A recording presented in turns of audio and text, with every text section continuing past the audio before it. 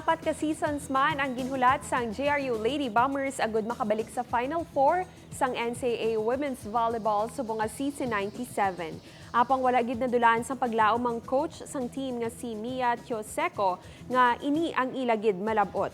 Kag ang amo nga handom ang natagan sang katumanan matapos magpangibabaw ang Lady Bombers sa LPU Lady Pirates sa hampang para sa katapusan nga Final Four slot. Nagsugod sa kampanyang Lady Bombers sa duwa ka asod-asod nga kadalagan.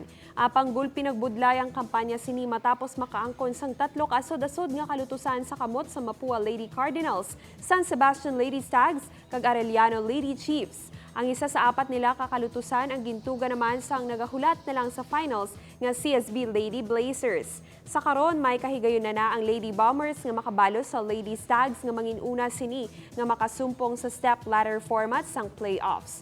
Kung mangin mapalaron, maengkwentro pa sini ang Lady Chiefs subong man ang Lady Blazers para sa kampyonato. Ang Final Four ang live nga malantaw sa GTV kag pwede man tutukan sa live streaming sang GMA Sports PH kag sa NCAA Philippines official Facebook page.